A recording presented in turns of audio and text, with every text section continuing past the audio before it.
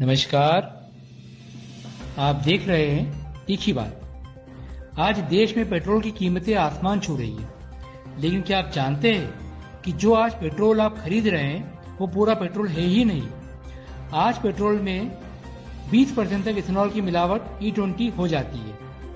सवाल सीधा है, जब 20% पेट्रोल नहीं है तो कीमत 100% क्यों वसूली जा रही है? पॉइंट 1, ग्रीन फ्यूल का दावा, लेकिन हकीकत सरकार कहती है कि इथेनॉल एक ग्रीन फ्यूल है, पोल्यूशन कम होगा, किसानों को फायदा होगा। लेकिन इथेनॉल का सबसे बड़ा सोर्स है गन्ना, और गन्ना भारत की सबसे वाटर इंटेंसिव फसलों में से एक है। नीति आयोग की रिपोर्ट के मुताबिक भारत में पहले से ही वाटर स्ट्रेस देश है। तो सवाल यह है, जो फ्यूल पानी की भारी बर्बादी से बनता है वो ग्रीन कैसे हुआ? पॉइंट 2, सेम कीमत कम क्वालिटी।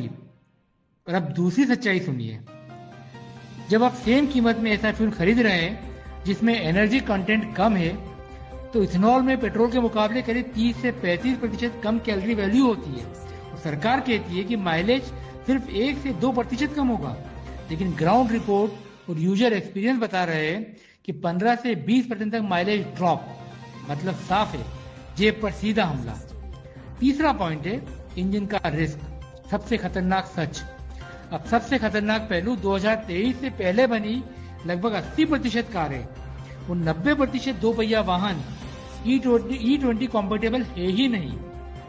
इथेनॉल नमी खींचता है, रबर और मेटल पार्ट्स में नुकसान पहुंचाता है, फ्यूल लाइन, पंप और इंजन में रस पैदा करता है। खुद ऑटो कंपनियां और इथेनॉल फैक्ट्री ये साफ कर चुके हैं कि अगर E20 फ्यूल से इंजन डैमेज हुआ तो वारंटी और क्लेम दोनों खतरे में। 27% ब्लेंडिंग की तैयारी। और अब विडंबना देखिए, जब E20 पर ही सवाल खड़े हैं तो सरकार 27% इथेनॉल ब्लेंडिंग की तैयारी में क्यों है? मतलब साफ है, महंगा पेट्रोल, कम माइलेज, पानी की बर्बादी और इंजन को नुकसान।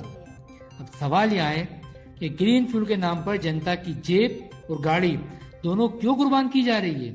सोचिए, क्योंकि कीमत सिर्फ पेट्रोल की नहीं, आपके भरोसे की भी चुकाई जा रही है। जय हिंद।